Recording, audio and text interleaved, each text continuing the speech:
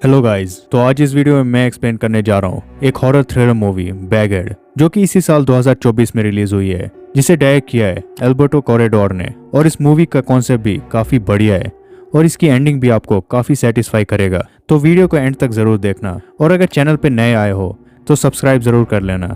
तो बिना कोई टाइम वेस्ट किए चलिए बढ़ते हैं मूवी की तरफ। तो कहानी की शुरुआत में हम देखते हैं ओवन नाम के एक आदमी को, जो कि एक पुरानी सी पब में रह रहा था। और फिर रात को उसके पास नील नाम का एक आदमी आता है, जो ओवन को बोलता है कि उसे बेसमेंट में उससे मिलना है। यहाँ पर उसे बेसमेंट में एक औरत से मिलने की बात कर रहा था, जो कि हम यहाँ पर बैगहेड के नाम से जानते हैं। खैर, तो ओवन नील को बैगहेड से मिलने से मना करता है। नील उसे काफी पैसे भी दे रहा था, पर ओवन उसे यहाँ से जाने को बोलता है। और फिर रात को ये बेसमेंट में जाकर बैगहेड को मारने की तैयारी करता है और फिर अपना एक वीडियो भी बनाता है। और वीडियो में क्या बोल रहा था ये हम आगे देखेंगे। खैर, तो बैगहेड को मारने के चक्कर में ये अपने आप को जला देता है। और फिर कुछ दिन बाद हम देखते हैं आयरिस नाम की एक लड़की को, जो कि ओवन की बेटी होती है। और वो अपने दोस्त केटी के घर जा रही थी रहने के लिए, क्योंकि वो अपना घर का रेंट नहीं दे पाई थी। और फिर उसे फोन आता है जिसमें उसे पता चलता है कि उसका बाप मर चुका है। तो ये वहीं चली जाती है और हॉस्पिटल में वो अपने बाप को देखती है कि तभी वहाँ एक आदमी खुद को ओवन का वकील बोलकर आयरिस को ओवन की प्रॉपर्टी के बारे में बोलता है। प्रॉपर्टी के बारे में सुनकर आयरिस हैरान हो जाती है, क्योंकि उसके बाप ने कई सालों तक आयरिस से कांटेक्ट नहीं किया था। अब आयरिस ओवन के उसी 400 साल पुराने पब में जाती है, जहां वकील उसे इस प्रॉपर्टी को बेचने की बात कर रहा था। लेकिन आयरिस बात टाल देती है और रात को उसी पब में रहती है। और उसकी दोस्त केटी भी वहां अगले दिन आ रही थी। यहाँ ये ऊपर कमरे में सो रही थी कि तभी बेसमेंट में रखा टाइमर बजने लगता है, जिससे आयरिस जाग जाती है और नीचे जाकर देखती है कि बेसमेंट का दरवाजा बंद होता है। लेकिन तभी ये नील को वहां देखती है और घबरा जाती है। लेकिन नील बोलता है कि उसे बस बेसमेंट में उस औरत से मिलना है, जिस पर आयरिस मना करती है और बोलती है कि यहाँ कोई औरत नहीं है। लेकिन नील उसे पैसे देता है और बोलता है कि उसे बस एक बार बेसमेंट में जाना है। और आयरिस पैसों की लालच में बोलती है कि उसके पास बेसमेंट की चाबी नहीं है और वो पैसे भी रख लेती है और नील को अगले दिन आने को बोलती है और ये वहां से चला जाता है। अगले दिन आयरिस वकील के पास जाकर पब को अपने नाम पे करती है, जिसके लिए उसे पब के दस्तावेज पर अपना नाम लिखना होता है। और वो उस पर अपना नाम लिख देती है और वकील उसे एक रिकॉर्डिंग देता है, जो कि उसके बाप का था नई ओनर के लिए। और फिर ये वापस पब चली आती है और साथ में पब के बेसमेंट के चाबियां भी ले आती है। और रात को केटी भी वहां आ जाती है, जिसे आयरिस बेसमेंट के बारे में बोलती है कि कैसे उसे एक आदमी ने पैसे दिए बेसमेंट में एक औरत से मिलने के लिए। कि तभी वहां नील भी आ जाता है और वो लोग बेसमेंट में चले जाते हैं। और वहां एक तरफ दीवार में बड़ा सा छेद होता है और नील बैगहेड को बुलाता है, जिससे बैगहेड उस दीवार से इस तरफ आ जाती है। और वो सिर्फ आयरिस की ही बात मान रही थी, क्योंकि अब दस्तावेज पे उसका नाम है, मतलब कि अब आयरिस उसकी गार्डियन है। तो अब आयरिस बैगहेड को चेयर पे बैठने को बोलती है, जिससे बैगहेड चेयर पे बैठती है। और फिर नील अपनी वाइफ सेरा से मिलने के लिए बैगहेड को सेरा की रिंग देता है और उसके हाथों को चेयर पे बांध देता है। और बैगहेड उस रिंग को खा लेती है और फिर फड़फड़ाने लगती है। और कुछ देर बाद बैगहेड अचानक से नील की मरी हुई माँ में बदल जाती है।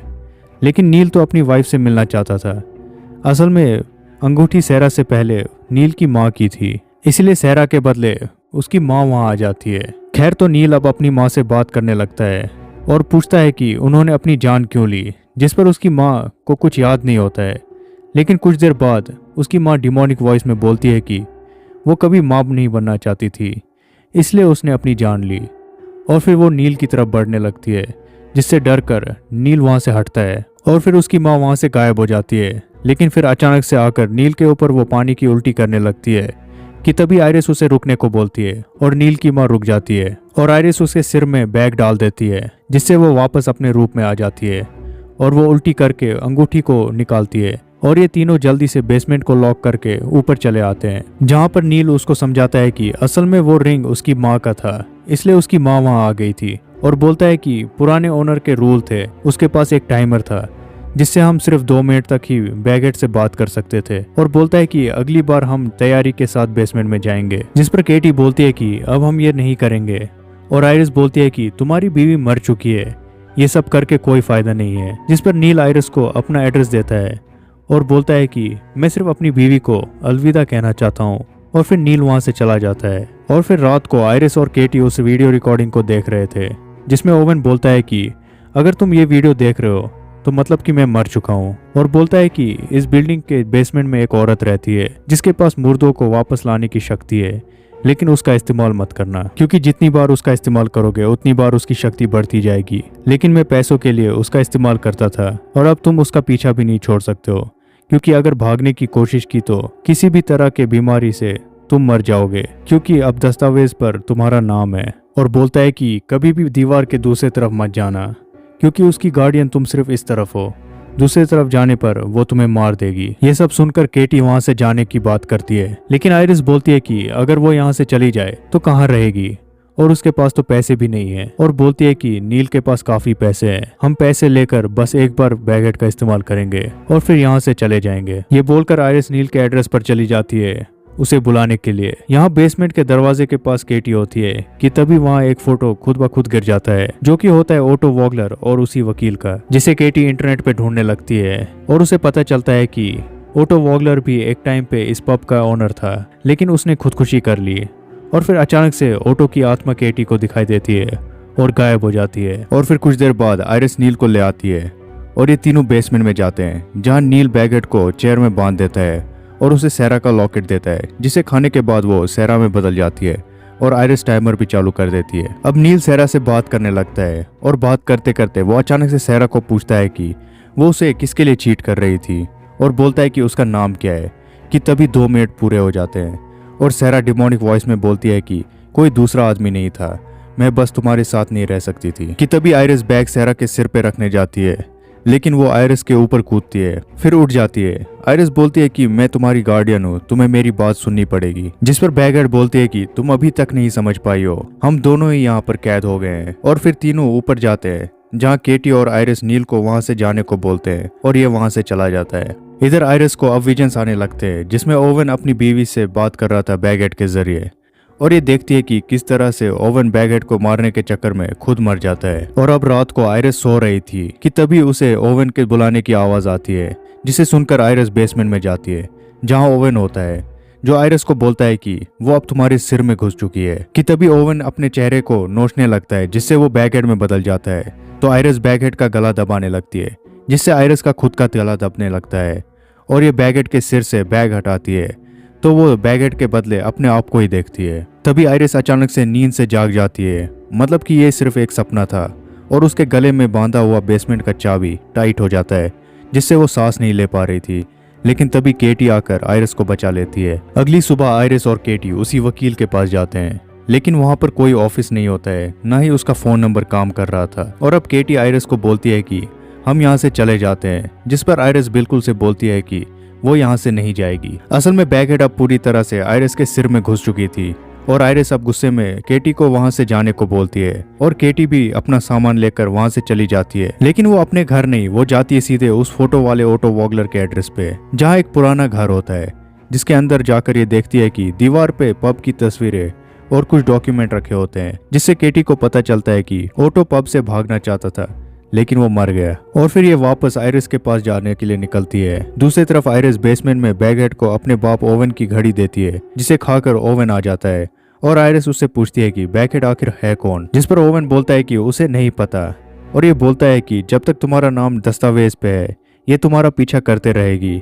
बस तुम्हें ये करना है कि इसका इस्तेमाल नहीं करना है। और ये बोलकर ओवन वापस बैगहेड में बदल जाता है। ऊपर जाकर आयरिस दस्तावेज को जलाती है, पर उस पर आग का कोई असर नहीं होता है। फ्रस्ट्रेट होकर ये वाइन पी लेती है और सो जाती है, और अब रात भी हो जाता है, और केटी भी वहां आकर आयरिस को ढूंढने लगती है, पर वो नहीं मिलती है। तो ये बेसमेंट में जाती है, जहां उसके पीछे बैगहेड होता है, जिसे देखकर केटी वहां से भागने लगती है, और उसके हाथ से ऑटो वॉगलर का फोटो गिर जाता है, जिसका टुकड़ा काटकर बैगहेड खा लेती है और ऑटो वॉगलर में बदल जाती है। और केटी उससे पूछती है कि हम यहाँ से कैसे बच के जा सकते हैं, जिस पर ऑटो बोलता है कि इधर से कोई बच के नहीं जा सकता है। और फिर वो बैगहेड के बारे में बोलता है कि 400 साल पहले कुछ लोगों को एक औरत मिली थी, जिसके पास मुर्दों से बात करने की ताकत थी, जिसका इस्तेमाल ये लोग करना चाहते थे, लेकिन उस औरत ने मना कर दिया।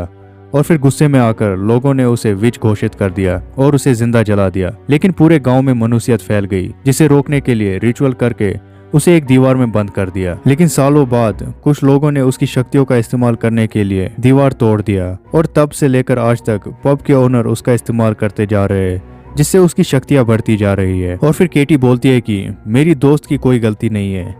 तभी ऑटो बोलता है कि क्या तुम ओनर नहीं हो, ये बोलकर वो केटी को पकड़ लेता है और कुछ देर बाद आयरिस नींद से जाग जाती है और तभी उसे केटी का कॉल आता है जिसमें वो मदद मांग रही थी और वो बोलती है कि वो बेसमेंट में है। तो आयरिस सीधा बेसमेंट में चली जाती है और उसे केटी की आवाज दीवार के दूसरी तरफ से आ रही थी, तो ये उधर चली जाती है जहाँ जाकर ये देखती है कि वहां पर कई रास्ते बने होते हैं और ये आवाज का पीछा करते करते केटी के पास पहुंच जाती है और ये उसे लेकर वापस आ रही थी कि तभी उसे केटी की लाश मिलती है और जो अब तक उसके साथ थी वो असल में उसके दिमाग का वहम होता है। तभी बैगेट उसका पीछा करने लगती है और आयरिस भागकर दीवार के दूसरी तरफ आ जाती है और उधर नील आकर उसका मदद करता है और ये आयरिस को पिल्स देकर आराम करने को बोलता है जिससे आयरिस सो जाती है। और फिर कुछ देर बाद आयरिस उठकर देखती है कि बेसमेंट का दरवाजा खुला है, जिधर ये देखती है कि नील बैगेट को बोल रहा था कि वो गार्डियन बनना चाहता है, जिस पर बैगेट अचानक से सहरा में बदल जाती है और बोलती है कि जब तक आयरिस जिंदा है तब तक तुम गार्डियन नहीं बन सकते हो। और फिर तभी नील आयरिस को देखता है और आयरिस वहां से भागने लगती है जिसके पीछे अब नील पड़ गया था और अब आयरिस छत पे चली जाती है और उधर नील आकर उसे छत से गिरा देता है जिससे आयरिस मर जाती है और ये उसकी लाश उठाकर बैगहेड के पास ले जाता है और उसका फोन बैगहेड को देता है जिसे खाकर बैगहेड आयरिस में बदल जाती है और नील आयरिस को बोलता है कि वो कैसे गार्डियन बन सकता है, जिस पर आयरिस बोलती है कि तुमने बहुत बड़ी गलती कर दी। और फिर अचानक से आयरिस डिमोनिक वॉइस में बोलती है कि यही तो वो चाहती थी, एक तो उसकी गार्डियन मर चुकी है और अभी भी उसका नाम दस्तावेज में है, मतलब कि अब कोई उसे कंट्रोल नहीं कर सकता है क्योंकि अब आयरिस ही बैगहेड है। ये बोलकर आयरिस नील को मार देती है और पूरे बेसमेंट और पब में आग लग जाता है और बैगहेड अब आयरिस की रूप में आजाद हो जाती है और फिर ये मूवी यहीं खत्म हो जाती है। तो दोस्तों ये थी बैगहेड मूवी की एक्सप्लेनेशन। अगर आपको ये वीडियो पसंद आई तो लाइक शेयर एंड सब्सक्राइब जरूर कर देना। तो मिलते हैं अगले वीडियो में, तब तक के लिए बाय बाय।